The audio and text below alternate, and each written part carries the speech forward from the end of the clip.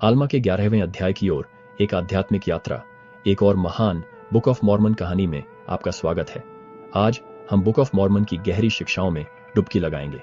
चलिए शुरू करते हैं आल्मा के लोगों को संबोधित करने से। आल्मा मोज़ाइयाह का कानून बताते हैं और समझाते हैं कि न्यायाधीशों को अपने फैसले के समय के लिए वेतन मिलना चाहिए। अब अगर कोई आदमी किसी दूसरे का कर्जदार था और वो अपना कर्ज नहीं चुकाता था तो उसकी शिकायत न्यायाधीश से की जाती थी और न्यायाधीश अपना अधिकार इस्तेमाल करके अफसरों को भेजता था कि उस आदमी को उसके सामने लाया जाए और वो उस आदमी का न्याय कानून और उसके खिलाफ लाए गए सबूतों के हिसाब से करता था और न्यायाधीश को उसका वेतन उसके काम के हिसाब से उस समय के हिसाब से मिलता था जो वो उन लोगों का न्याय करने में लगाता था जिन्हें न्याय के लिए उसके सामने लाया जाता था। अब चलिए नेफाइट लोगों के पैसे के सिस्टम को समझते हैं। न्यायाधीशों को उनके समय के अनुसार वेतन मिलता था। एक दिन के लिए सोने का एक सेनाइन या चांदी का एक सेनम, जो सोने के एक सेनाइन के बराबर होता था। जीजरम एक चालाक आदमी था जो अमूल्यक से सवाल करने लगता है। जीजरम पूछता है, क्या तुम मेरे कुछ सवालों के जवाब दोगे जो मैं तुमसे पूछूंगा? और अमूल्यक ने उससे कहा, हाँ, अगर ये प्रभु की आत्मा के अनुसार होगा जो मुझ में है, क्योंकि मैं ऐसा कुछ नहीं कहूंगा जो प्रभु की आत्मा के विरुद्ध हो।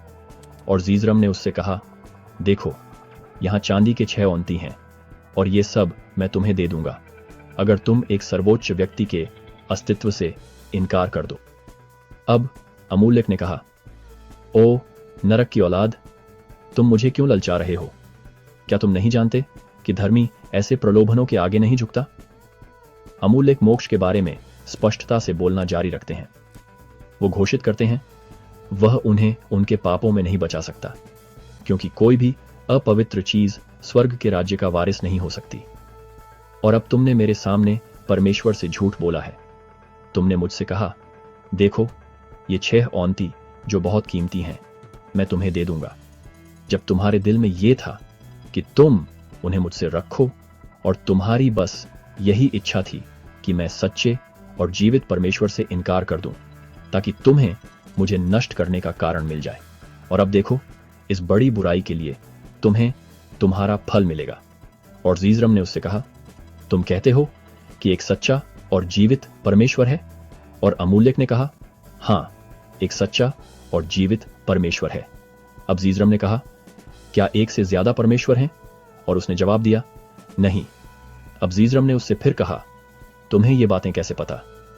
और उसने कहा, एक स्वर्गदूत ने मुझे ये बातें बताई हैं।